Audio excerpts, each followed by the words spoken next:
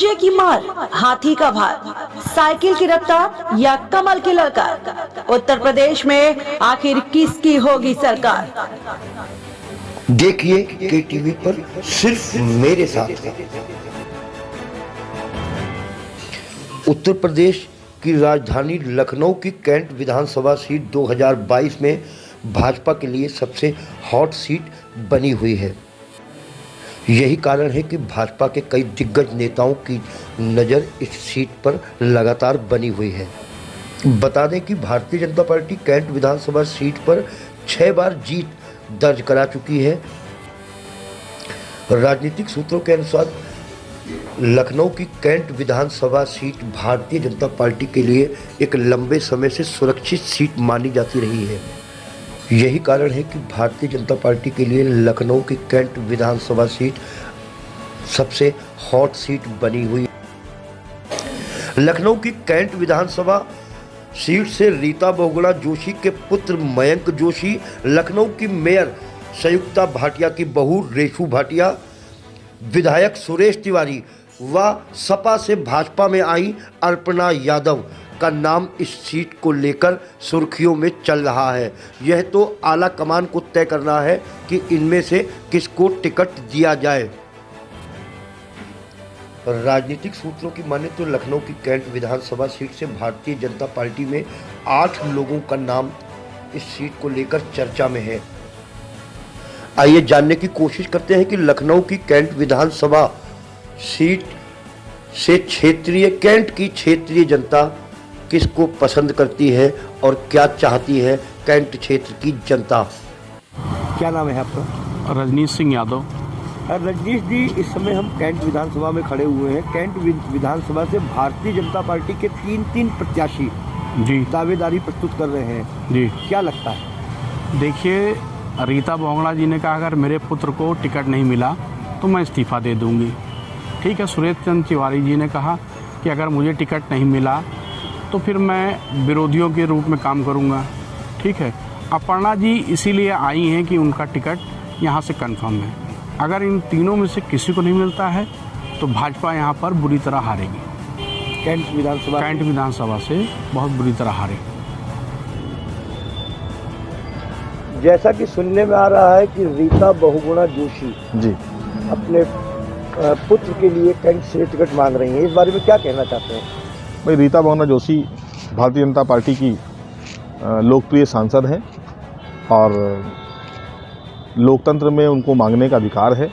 ये निर्णय हाईकमान का है कि उनको टिकट देती है या नहीं देती है, ये विषय हाईकमान का है।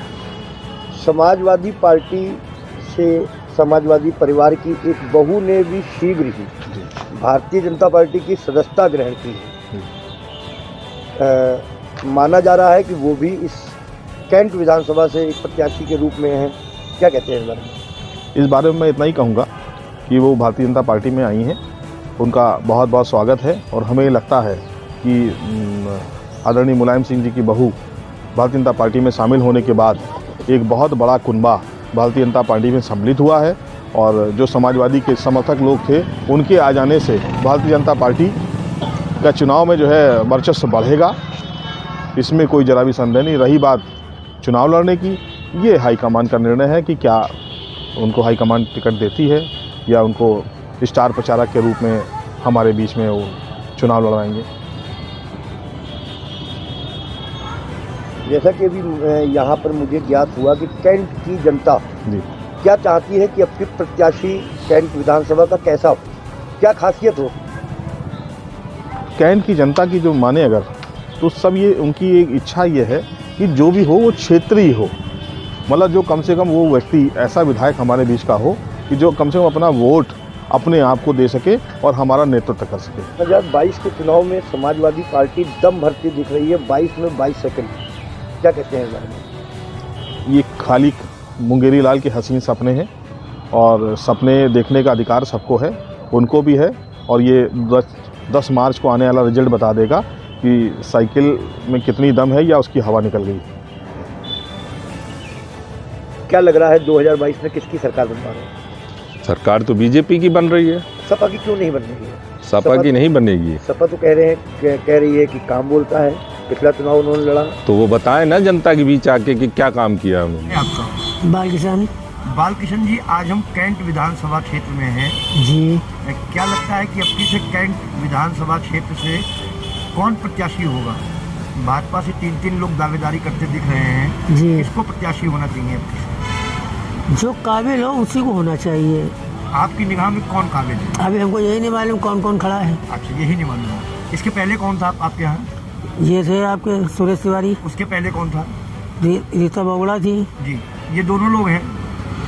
जी। तीसरी एक समाजवादी पार्टी की बहू ने भाजपा की सदस्यता ग्रहण की है, वो भी मांग रही है यहाँ से टिकट। जी। क्या लगता है इन 3 में से कौन होना चाहिए? भाई नए आदमी को मौका देना चाहिए। नए आदमी को मौका देना चाहिए। अच्छा, आपकी 2022 में क्या लग रहा है? सपा, भाजपा, बसपा या कांग्रेस, किसकी सरकार बनती दिख रही है? सरकार जो है मिलीजुली बनेगी, वो चाहे बीजेपी बनाए या अखिलेश बनाए। भाई भाजपा और सपा तो सब कह रहे हैं कि 300 पार। हम इस बात को नहीं मानेंगे आप नहीं मानेंगे? और 100% जो है या मान के चलिए बीजेपी सरकार बनाएगी। जल्द ही आपसे फिर मुलाकात होगी किसी और विधानसभा में। तब तक के लिए मुझे आज्ञा दीजिए। जय हिंद। देखते रहिए KTV भरोसा।